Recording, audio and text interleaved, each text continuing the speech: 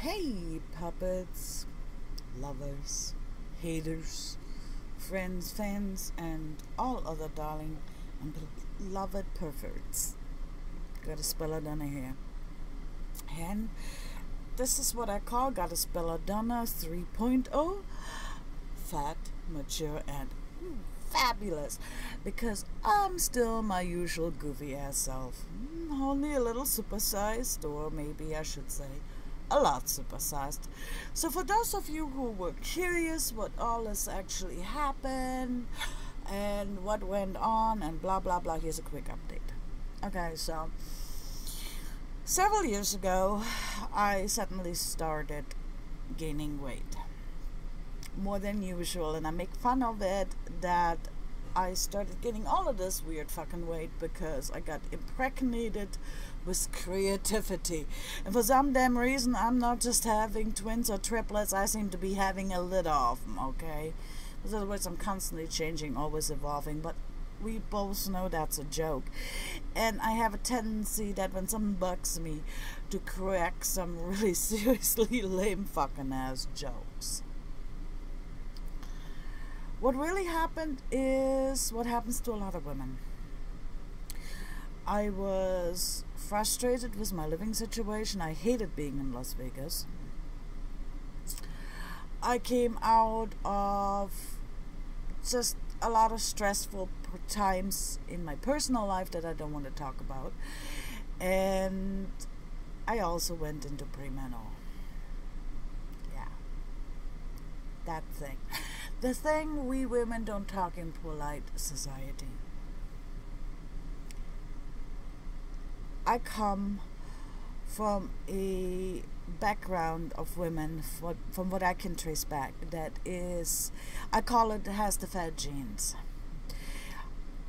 I have a DNA inside of me that already has me predispositioned to being large and in charge. And it started kicking in. Now, you know what, folks? I've never been tiny. Never. Not once in my life. I don't remember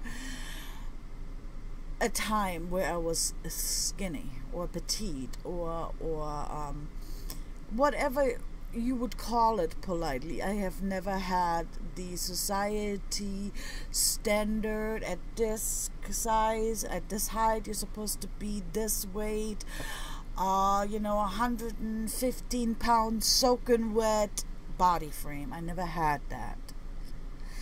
And so I've always been bigger. My happy weight was somewhere around 190 pounds, sometimes 193. I still carried it. I was bigger, I had a bit of a tummy, but I carried it well. What I wasn't prepared for was gaining close to 56 pounds over the stretch of 5 years. And believe me, I tried to lose the weight. But I had one other problem. And it is called workaholic. Did you know that being a workaholic should be considered a sickness? I literally escaped into my work.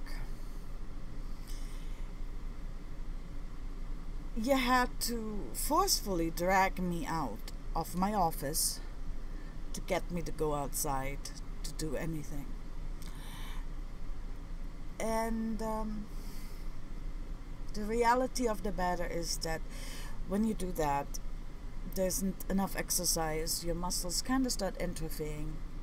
Yeah, that goes actually pretty quick. And then once you finally go outside, you try to start walking, it's even harder. And another thing that I did you all notice what's not in my hands? For those of you that know me, I started chain smoking, and I have always had a smoking fetish. And being a smoking mistress and doing the human ashtray training and for smoking fetish videos and watch me smoke and all of those videos, which was my trademark, just made me smoke even more. And then one day I looked up and I was smoking 3 packs a day. I couldn't walk more than 15 steps without I had gained an immense amount of weight. And this woman that was looking back from the mirror was a stranger to me.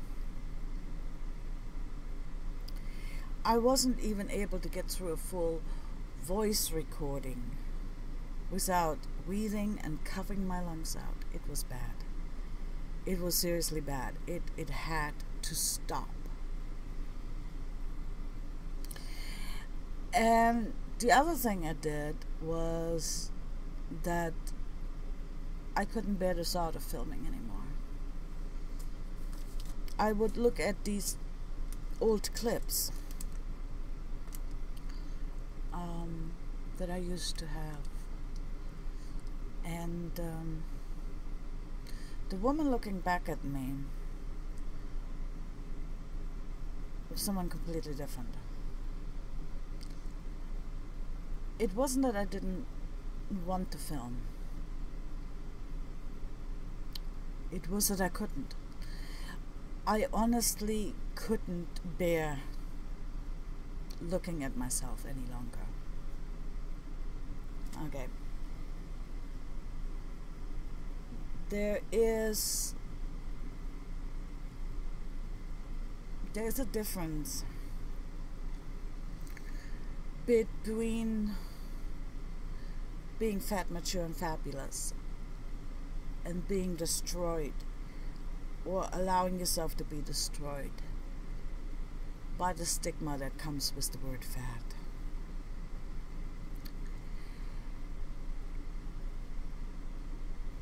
And when you allow that to happen, when you allow what you hear around you, what you see on TV, what you read, how people behave around you, even those closest to you, when they stop doing certain things with you, when you're being rejected, and you let all of this eat you up,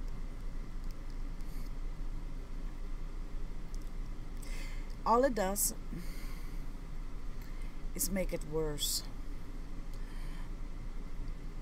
You start going into a period of self-hatred, of self-doubt, and in a period of overeating, or what is called emotional eating.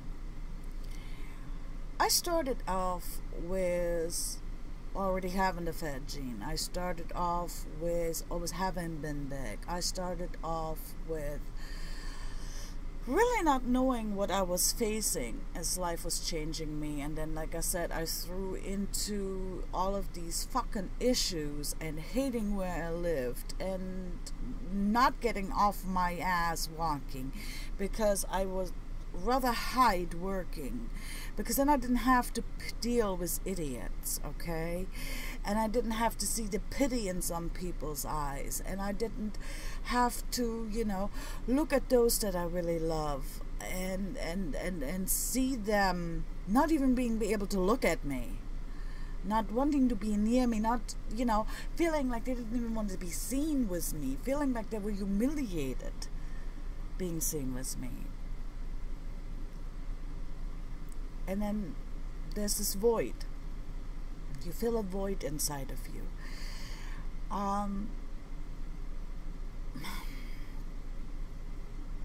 There's suddenly an emptiness. Because what you do too, if this is not how you've been all your life, you know, that extensive, this is the shit you're not supposed to say. This is the shit you don't talk about. It's not polite to talk about this, guys. But I'm talking about it because there's other people, men and women, who have to hear this. Okay? And they have to hear it from somebody who's actually pretty fucking confident now. But I had to fight for that. There's suddenly a void inside of you, okay?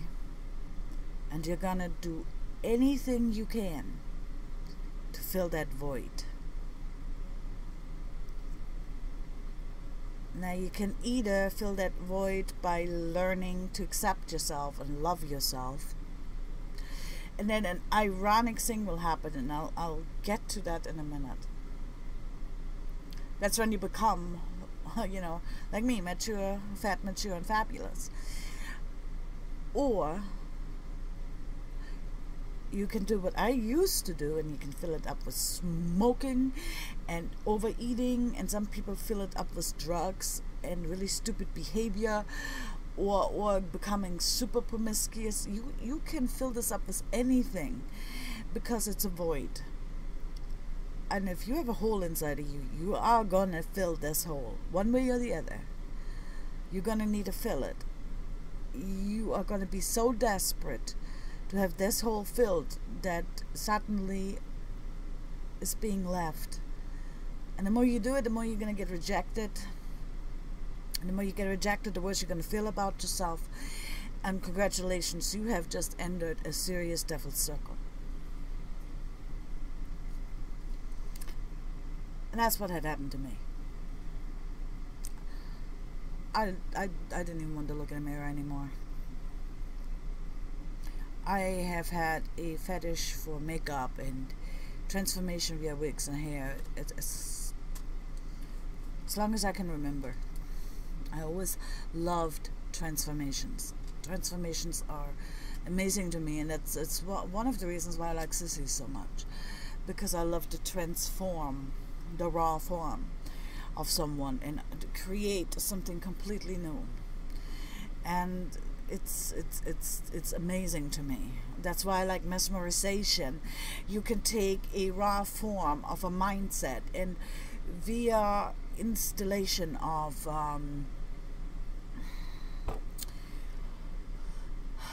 trigger phrases, of suggestions, you can change that person. Okay?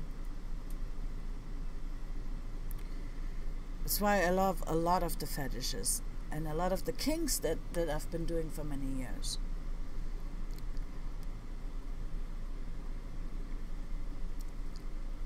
But I couldn't manage to face myself till recently. And I'm gonna have to turn this into part 2, because otherwise it's gonna be too long to upload. So I'll be right back.